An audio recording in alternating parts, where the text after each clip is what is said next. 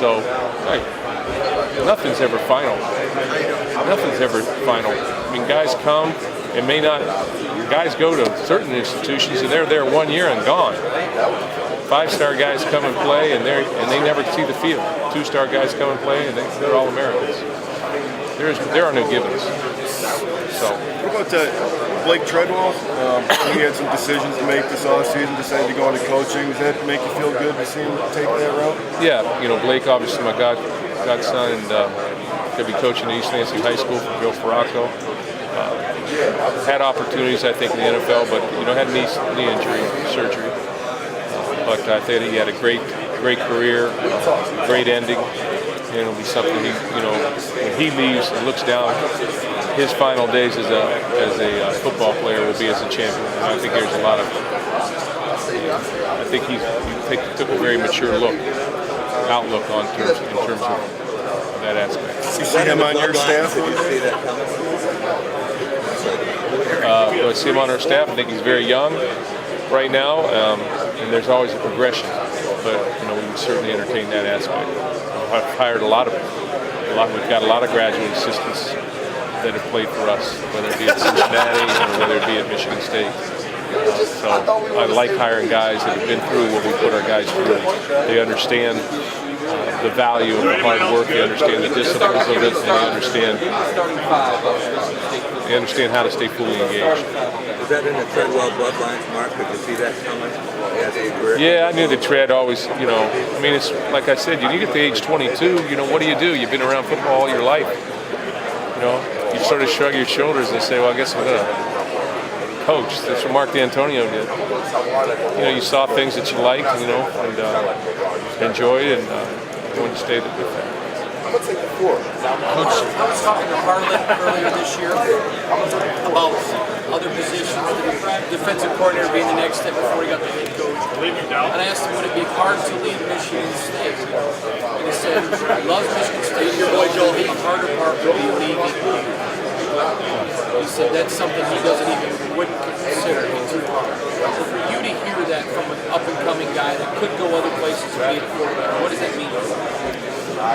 Well, it speaks to loyalty. And obviously, I enjoy hearing that. And those are wins. Those are valued more than a win on the field, because I do believe this game is about relationships, coaches and players. And Harlan Barnett does an outstanding job for us with our players. And, he's a great recruiter. He's a great coach on the field and off the field. Prepares extremely well. Has a great future ahead of him as well. But I'm glad obviously glad he feels like that. But I feel like that too. Harlan Barnett makes me a little better person every day. And he does that to every other person in the staff and player. He makes you a little bit, every day, he makes you a little bit better person. How he lives his life, how he lives his faith, how he handles people and treats his people. You just have a feeling sometimes. You sort of say, "Wow!" See how Harlan responded to that. It's impressive how he handles pressure. Mark, we talk about coaches. Eventually, they come to a point in their career where they have to consider moving to move up. You had that decision when you left and trusted the staff and you moved up a couple of times. How difficult is that? Very difficult. I was right here. Coach Tressel, I was tucked right underneath that wing. And I felt very secure. I was in a great place. I had great players coming. And I had great players already there as a defensive coordinator. I enjoyed our defensive staff. I enjoyed going to work every single day. And it was very, very difficult to leave. He had to push me out of that nest. But at some point, you take the leap of faith a little bit, and I guess you have your own program that you have to, if you can get that. Very different. There are a lot of good coaches out there that are better coaches than I am that never got this opportunity to be a head coach. So, it's a blessing. to have the opportunity. When the time comes for our coaches to get that, become a coordinator, I want it to be so clear to them that this is the right move. That it'll be like, no, you have to take that job. If Jim Tressel had said to you, hey, I really need you here at Ohio State for another year, and not pushed you out of the nest, would you have stayed there? Yeah, I would stay. How did he push you out of the nest? What convincing did it take? What rang the bell? Said, you got to go. Why did he No, think you got to go. No, it's your time. You got to go. He just saw it in you? I think it was just time. I guess he did. And then I remember, so I was checking around the different people. I remember talking to Earl Bruce. I called up Coach Bruce because I'd been a graduate assistant for him. And I remember he said, "Oh boy," he goes, "How old are you now?" And I said, 47. He goes, "Oh, you may be a little late." So, okay, Coach. You can probably speak to this better than anybody, but Michigan State's had a couple of situations in the past where safeties have become corners, corners have become safeties, and sometimes it works better than others. A guy like Demetrius tells you that he might be able to. I read all the things that you wrote on games like this. I got nothing else to do in the evening. So I read that yesterday that I talked about Demetrius. I just think Demetrius Day has great feet, great ball skills. He runs very effectively. He has knowledge of our system. He's playing safety. However, does he have the skills to go out there and play? I think he does. I think he would be a good blitzer. I think he has skills to go out there and play, and I think he has to be, because he may be one of the best 4 defensive backs or the best 5 defensive backs. You got to include him in the mix and see. R.J. Williamson had the ability. We felt like he had the feet to be able to go out there and play corner too, and he did. He did as a young player. He was like our 5th corner. He's a little bigger now, but he was of the same, it was sort of the same type of situation. He's a little bigger though now. But I think Demetrius just has the ability to play the ball out the back. He can play the ball he can play with his back to the ball, which I think you have to do as a corner. He's got great ball skills and great foot speed, and he's on balance a lot. And I just think that it's worth a look maybe at some point in time as you throw him in there one-on-one or something like that. I also think we have, some good athletes at corner, very good athletes. I think Darian Hicks has had a great summer. And then we recruited three defensive backs that can play corner. Nicholson obviously can play a lot of positions for us. He's a big body guy, but he can really run and move his feet. So we'll see how it all shakes out, but he's got great ball skills. Jalen, Wash Jackson, big jumper, very quick. And then Beyonce Copeland. So those 3 guys will be the mix with Arjun Calhoun and Tremaine Edmondson as well. So you got 5 guys. Day-Day might be a 6th guy you can rotate in there.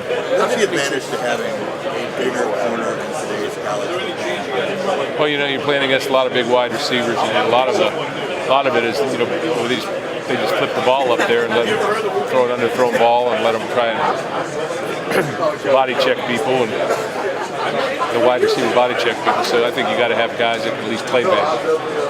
They don't have to be big, but they got to play big. How did Demetrius look at nickel in the spring? I assume he was one of the ones at nickel in the slot star area. Yeah, he looked good. There's a lot to learn at that position because there's no set alignments. It's sort of like you got to be fluid in there. So a lot of different things, a lot of different directions we can go with that. Our safeties are interchangeable, really. They can play both sides. Curtis could go play in the boundary, or we could play in the field. So could RJ, so could Demetrius. So they were very, very functional players. Jalen Powell's a guy that is coming. He's got to learn the system, but he's going to show up on special teams. He's going to show up for us. We'll see if he's going to be a starting safety, but he has the ability. He's a downhill player. He's a hitter, but you can't make mental mistakes back there. So at that nickel star position is Demetrius Cox looking like the guy there? Demetrius Cox, Mylan Hicks can play in there. He's got experience at that position as well. A lot of people are forgetting Mylan. He's a guy that was He's a senior. He's a guy that's played a lot of football for us on special teams, and finding his way in there. But Coach, yeah, they did play a variety of positions. Coach, I don't know if you saw this morning, but the NCAA this morning reached a $75 million settlement. Oh, I didn't read that. Class action suit with people suing over concussions and concussion protocol. Under the terms of the agreement, the NCAA has agreed to institute certain guidelines when it comes to concussion safety and protocol. I don't know if you have any initial thoughts on concussion safety and what needed to be addressed, or if anything needed to be addressed at all. I think for the last 3 or 4 years, the aspect of concussions has been something that's been talked about, and we're one of the few places in the country that really has a doctor on the sideline specifically for that. But there's been a lot of dialogue. There's a lot of different things, rules, things that are being put into effect to sort of help combat that. And obviously, err on the side of safety. Do you think it's good if the NCAA settles this and doesn't have the air of litigation hanging over it on this issue? I'm not, I'd have to read the article to see how it'll shake out. I'm not really, but I'm sure that when things can be settled, they're settled early. Hey, Coach, talking to Curtis and Connor, they're actually not too excited about the night games this year. How do you feel about the night games? They're not? No. They say they hate waiting. Yeah, nobody likes to wait. Makes for long days. And that would be the only reason, I think. But I think when game time comes at night, they're excited, because there is a certain mix that goes into playing night games. Sort of takes you back to high school a little bit for a lot of people, and so I think it'll be a wait, but it'll be exciting when we get to it. We've been very successful in night games at Spartan Stadium. No one questions McGarrett Kings now. Is it time for McGarrett Kings to grow up? Yeah, I would imagine. Which I think he's trying. Coach, I think Shalik's natural. He should be here year-round. So they're saying he could be Izzy's point guard. Is that right? Coach, there's been a little talk here about an early signing period, or even signing players ad hoc when they want to sign. Where do you stand on that? The upside and the downside of that? I think it's a catch-22 situation. If everybody could be trusted in this profession, I think that it'd be a great idea. But the problem is, if you say you're going to take one quarterback and you sign him, and then you go out and sign another quarterback, then the other kid feels taken.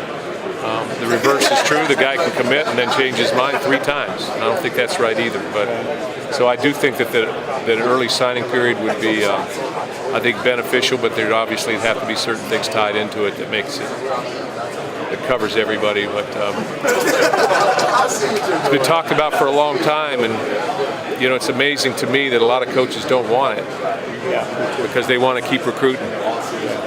They just want to keep hammering.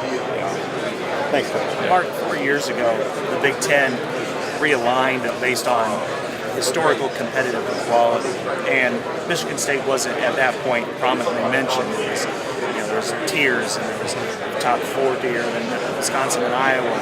Do you recall what maybe your thoughts were at that point when Michigan State really wasn't mentioned at all? Not really. I just sort of went with. I've tried to not worry about things I can't control. So in my mind, it was like, whoa. Obviously, we need to change. We need to change and play better, and we need to. If we're going to be talked about in that venue, then we need to play better and be more successful. But I can't really remember what I said. I don't know if it was a good thing or a bad thing. And then in the 4 years since that was all decided, you've won some sort of a championship 3 out of those 4 years. You take solace in the fact that in some ways you may have wrecked the legends and leaders, at least the way that they initially thought it would. No, I don't take any solace in that. I just try and very proud of what we've been able to accomplish from the standpoint of we've done our best and we've rallied. We've always rallied when things haven't been going so well, we've always been able to pull ourselves out of the. I hear that. The greatest sense of humor I've ever. I've always tried to take pride in. When things have gone bad, we've been able to right the ship and been able to push through it. And that's what our football team is doing. And dealing with that adversity that you have dealt with at various times, whether it was, last year the way you kind of rallied to come and went to Iowa and had some great success, or losing the Cap One Bowl and coming back and having success. Do you feel like that's kind of established maybe part of the hallmark of the program? Well, I hope it is. I hope that what we're teaching our players is that, for a lifetime, that, when you have a problem, you deal with the problem and push through it. It's not just on the football field, it's off the field as well. Solve your problems, you can be successful in life. Life doesn't just go by smoothly. You're going to have problems, there's going to be issues, and you're going to have to solve them. So you've got to stand firm, and you've got to be able to deliver really when things are at their worst. And if we can do those things off the field and on the field, we'll be successful as people. And I think that's what we try to talk to our team about. Curtis talked about his mom being a big influence on him, the kind of work he does. Can you see how his work ethic was transferred from her to the back of the yard? Yeah, Curtis is a guy that even as a redshirt freshman, he was extremely dependable. He knew what to do, and he's a quick study, quick learner. But he has a gift for appreciation of the small details. Some people don't have that. Some people don't quite understand that you have to take these particular steps or look at this particular thing to be successful. You have to do it on a consistent basis. So he has a gift for recognizing the smallest details, whether that's an offensive alignments or the different things an offense is going to do, or whether that's the defensive aspect of it, and being able to implement those things. And I think that's why he's played early and played so successfully. He called himself